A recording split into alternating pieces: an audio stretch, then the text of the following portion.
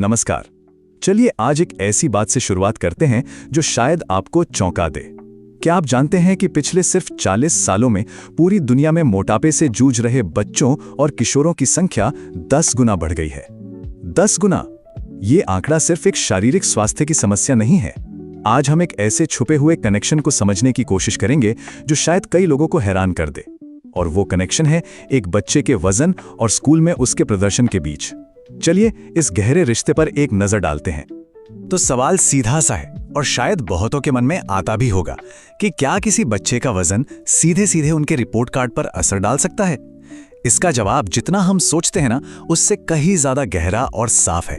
शारीरिक स्वास्थ्य और दिमागी प्रदर्शन के बीच का ये जो रिश्ता है वो वाकई में बहुत मजबूत होता है। आज हम इसी की परतों को एक एक करके खोलेंगे और समझेंगे कि ये सब कैसे काम करता है। तो सवाल ये है कि आखिर ये होता कैसे है। वजन का पढ़ाई लिखाई से क्या लेना देना। ये पूरा खेल जो है ना, वो असल में हमारे दिमाग के अंदर ही शुरू होता है। शरीर का बढ़ा हुआ वजन हमारे दिमाग के काम करने के तरीके को कई लेवल पर बदल देता है और इसका सीधा असर बच्चे के सीखने और ध्यान लगाने की काबिलियत पर पड़ता है। इसे समझने के लिए सबसे पहले एक शब्द को पकड़ते हैं, क्रॉनिक सूजन। इसका मतलब है लंबे समय तक शरीर के अंदर रहने वाली सूजन। जब शरीर में फैट यानी कि चर्बी जरूरत से ज्यादा जमा हो जाती है तो हमारा शरीर एक लगातार लड़ाई की स्थिति में आ जाता है। सोचिए, जैसे शरीर की सेना हमेशा अलर्ट पर है, किसी अनदेखे दुश्मन से लड़ रही हो। ये लड़ाई धीरे धीरे दिमाग तक भी पहुंच जाती है और वहां की नर्व सेल्स मतलब दिमाग की कोशिकाओं को थका देती है, उन्हें सुस्त बना देती है। और जब दिमाग की कोशिकाएं ही धीमी पड़ जाएं तो फिर नई चीजें सीखना और याद रखना तो मुश्किल होगा ही। अब दूसरी बड़ी वजह पर आते हैं, इंसुलिन प्रतिरोध। देखिए, हमारे दिमाग को ना काम करने के लिए लगातार एनर्जी चाहिए और ये एनर्जी उसे मिलती है ग्लूकोज से। अब इंसुलिन एक चाबी की तरह काम करता है जो दिमाग की कोशिकाओं का दरवाजा खोलता है ताकि ग्लूकोज अंदर जाकर एनर्जी दे सके। लेकिन मोटापे के कारण अक्सर शरीर में ये चाबी ठीक से काम नहीं कर पाती, ताले में फिट नहीं होती, दरवाजे बंद रह जाते हैं। नतीजा, दिमाग की कोशिकाओं तक उनका जरूरी ईंधन, उनका खाना ही नहीं पहुंच पाता। अब आप ही सोचिए, अगर किसी गाड़ी में पेट्रोल ही में पहुंचे तो वो चलेगी कैसे।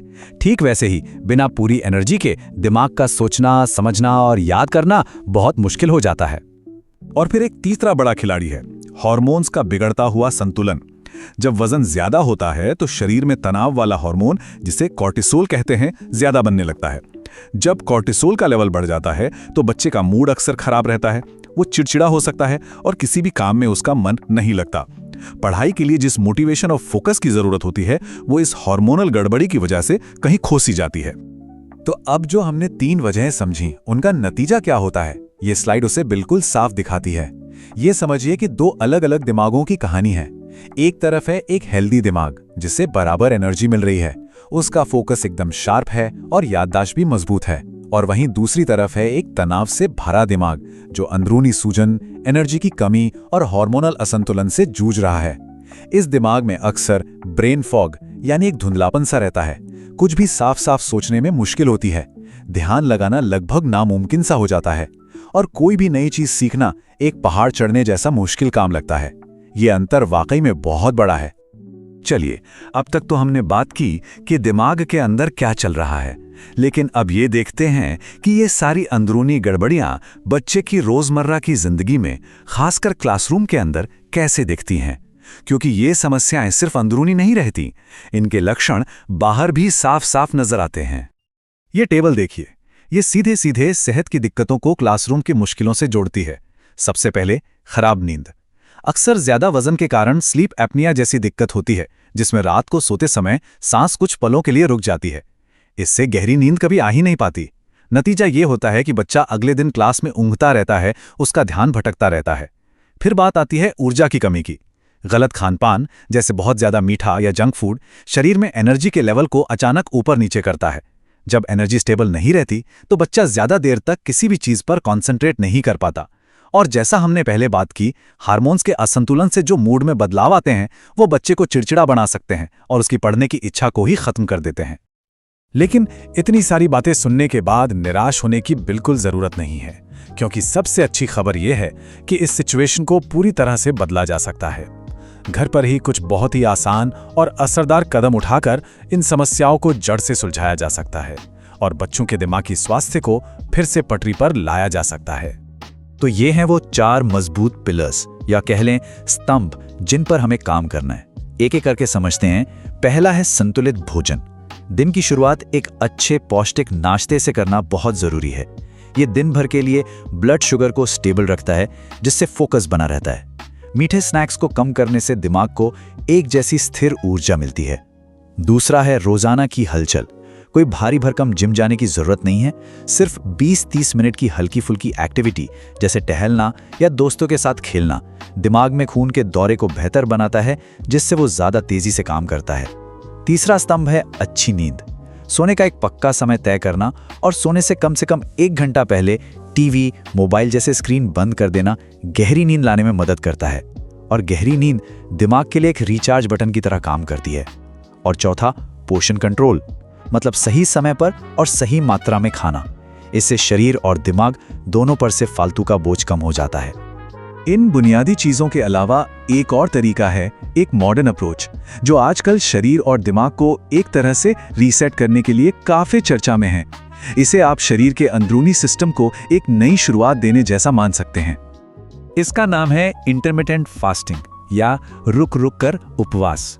अब नाम सुन के घबराना नहीं है। ये कोई भूखे रहने वाली मुश्किल डाइट नहीं है, बिल्कुल नहीं। ये बस खाने का एक पैटर्न है, एक डिसिप्लिन तरीका है। इसमें दिन के कुछ घंटे खाने के लिए तय होते हैं और बाकी बचे हुए घंटों में शरीर के पाचन तंत्र को पूरा आराम दिया जाता है ताकि वो खुद की मरम्मत कर सके। तो सवाल उठता है कि ये जो आराम का समय है, ये दिमाग की मदद करता कैसे है? लेकिन इसके फायदे जानने से पहले एक बहुत जरूरी बात। बच्चों के मामले में इस तरीके को बहुत ही ज्यादा सावधानी से और हमेशा किसी डॉक्टर या एक्सपर्ट की सलाह और देखरेख में ही अपनाना चाहिए। इसे कभी भी अपने आप शुरू नहीं करना चाहिए। खैर, अगर किसी एक्सपर्ट की निगरानी में इसे सही ढंग से किया जाए तो ये शरीर में ऑटोफेगी नाम की एक प्रक्रिया शुरू कर सकता है। ये एक तरह की अंदरूनी सफाई है जिसमें शरीर अपनी पुरानी और खराब कोशिकाओं को हटाकर नई और स्वस्थ कोशिकाएं बनाता है। ये ब्लड शुगर को स्थिर करने में भी मदद करता है, जिससे ध्यान और याददाश्त दोनों बेहतर होते हैं और शरीर में जरूरी हार्मोन्स का संतुलन भी सुधरता है। और आखिर में ये एक लाइन, आज की छोटी आदतें कल के उज्जवल दिमाग का निर्माण करती हैं। ये सिर्फ कहने की बात नहीं है, इसमें बहुत गहराई है।